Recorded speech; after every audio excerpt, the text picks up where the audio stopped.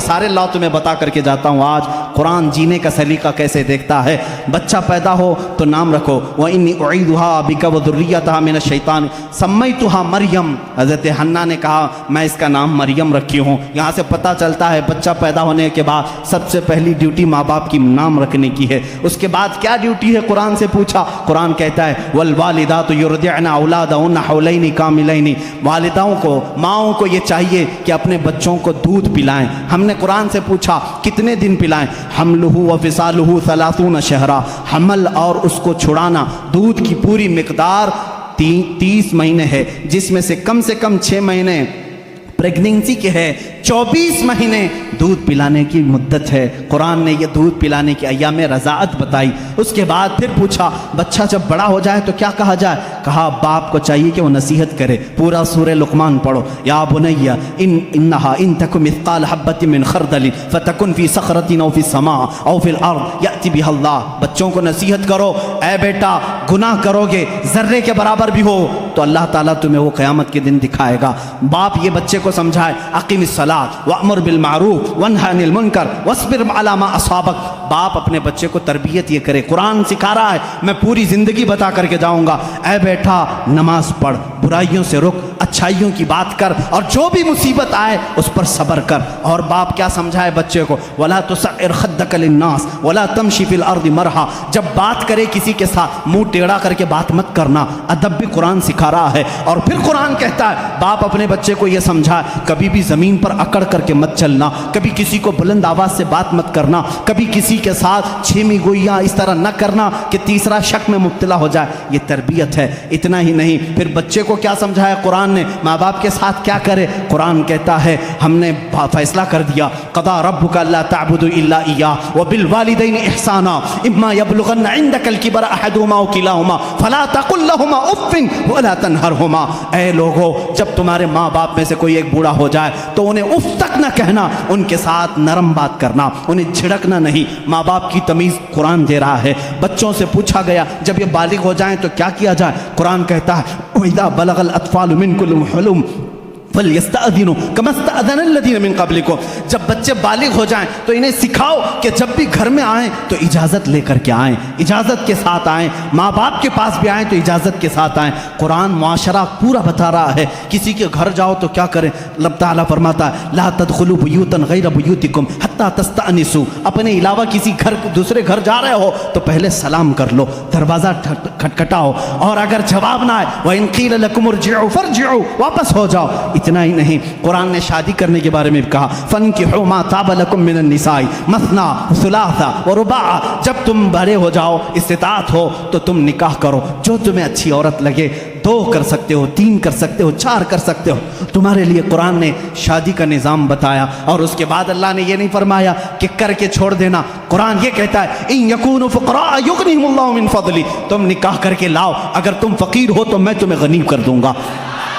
شادی کا نظام ہونے کے بعد کیا اللہ اللہ ہی کرتا رہے، صرف نماز ہی پڑھتا رہ جائے؟ نہیں، قرآن نے کہا فَإِذَا قُضِيَتِ الصَّلَاةُ فَانْتَشِرُوا فِي الْأَرْضِ وَابْتَغُوا مِنْ فَضْلِ اللَّهِ۔ جب نماز ہو جائے باہر نکلو، روزی تلاش کرو، حلال روزی تلاش کرنا نماز کے بعد سب سے بڑا فرض کام ہے۔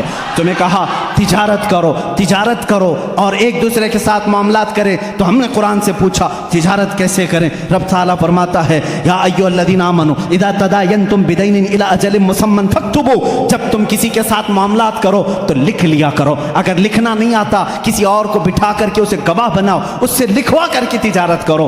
اتنا ہی نہیں، قرض کے معاملات آئیں اس کے لیے قرآن کہہ رہا ہے تجارت کے معاملات میں قرآن نے کتنا نفع لے سکتے ہو، کتنا لے نہیں سکتے، یہ سب چیزیں بتا رہا ہے۔ اب آؤ وہ معاملات جو تمہارے زندگی میں آتے ہیں، برائیاں جیسے، قرآن تمہاری آنکھوں پر پابندی لگا کر کہہ رہا ہے قل للمؤمنین یغضوا من ابصارہم ویحفظوا فروجہم۔ اے محبوب آپ مومنوں سے کہہ دیں اپنی آنکھیں نیچی رکھیں، اپنی شرمگاہ کی حفاظت کریں۔ عورتوں کو رب تعالیٰ فرما رہا ہے اے عورتیں اپنی نگاہیں نیچی رکھیں، اپنے بدن کو کسی کے سامنے ظاہر نہ کریں۔ ہاں اگر تم بے پردہ ہو سکتی ہو الا لبعولتہن او آبائہن او اخوانہن او بنی اخواتہن او نسائہن، صرف تم اپنے شوہروں کے پاس، اپنے باپ کے پاس، اپنے بھائیوں کے پاس، اپنے بھتیجوں کے پاس، اپنے بھانجوں کے پاس، ان کے پاس تم بے پردہ آ سکتی ہو۔ عورتوں کو یہ معاشرتی سلوک بتا رہا ہے۔ ہم نے پوچھا قرآن سے شوہر اور بیوی کا آپس کا تعلق کیا ہونا چاہیے، कैसा होना चाहिए? कुरान कहता है हुन्ना लिबासुल लकुम व अंतुम लिबासुल लहुन, वो तुम्हारा लिबास है और तुम इनके लिबास हो। लिबास एक दूसरे के बदन को छुपाता है, मर्द औरतों के ऐबों को छुपाए, औरत अपने मर्दों के राजों को छुपाए, यही एक कामयाब जिंदगी की अलामत है। कुरान इतनी ही बात पर ख़त्म नहीं करता, बल्कि तुम्हें दुनिया में कितनी चीज़ लेना चाहिए, कितनी चीज़ छोड़ना चाहिए, वो भी कुरान कहता है। औलाद कहीं तुम्हें रब के साथ आने से फितना ना बन जाए, माल तुम्हारे लिए फितना ना बन जाए, इससे इतना ही लगाव रखना जैसे समंदर में कश्ती तैरती है, सलामती से निकलती है। ये दुनिया समंदर है, तुम कश्ती में हो। अगर समंदर कश्ती में आ गया, पानी अंदर आ गया तो क्या होगा? डूब जाएगी। इसी तरह तुम दुनिया में खा पी करके चलो, अगर दुनिया तुम्हारे अंदर आ गई डूब जाओगे। रब ताला ने ये भी तुम्हें निज़ाम बताया, कितना दुनिया छोड़ सकते हो, कितना रह सकते हो, ये भी निज़ाम कुरान तुम्हें बताता है। शादी के बाद, उसके बाद बुढ़ापे के मामलात को भी कुरान कहता है वमन नुअम्मिर हो नुनक्किस हो अफला ताकिलून। जब कोई बूढ़ा हो जाता है हम उसको पुरानी यादें ले आते हैं, उसका बचपना लौटा देते हैं। बूढ़ा बार बार भूल जाता है, बूढ़े को पकड़ करके पेशाब ले जाना पड़ता है, बूढ़े को खिलाना पड़ता है जैसे बच्चों को खिलाना पड़ता है, बूढ़े को उठाना पड़ता है जैसे बच्चों को, पूरी चीज़ रिटर्न कर दी जाती है बुढ़ापे में। ये कुरान बचपन से लेकर के, पैदा होने से लेकर के मौत तक के हालात बता रहा है। इतना ही नहीं बल्कि तुम्हारी वफ़ात आ जाए उसका तज़किरा भी कुरान कहता है। मौत कैसे आती है? ऐसे कि अगर तुम देखो फरिश्तों को तो वो पेशानियों पर मारते हैं, पीठ पर मारते हैं, रूह को निकालते हैं, लेकिन अच्छे लोगों के साथ नहीं, कुफ़ार के साथ। और जब अच्छे लोगों की मौत आती है, मेरा मौला फरमाता है, मैं पुकार कर कहता हूँ या अय्यतुहन नफ्सुल मुतमइन्ना इरजिई इला रब्बिकी रादियतम मर्दिया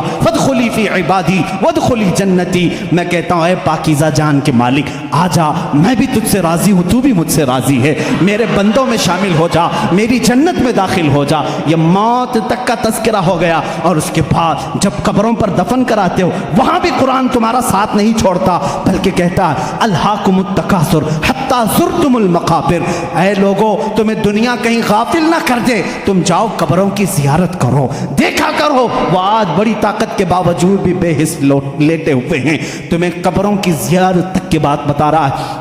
इतना ही नहीं, मौत के बाद होने वाले हालात को कुरान ने बताया है। मैं कितनी चीज़ें जिक्र करूं, ये रात ना काफ़ी है। जो कुछ बयां हुआ वो आगाज़ बाब था, ये किस्सा लतीफ़ अभी ना तमाम है। ऐ मेरे अजीज़ों, कुरान को अगर मैं सूरह फातिहा से लेकर सूरह वन्नास हर आयत को, हर सूरह को छेड़ दूं, तफसीर के हवाले से सदियां गुजर जाएंगी।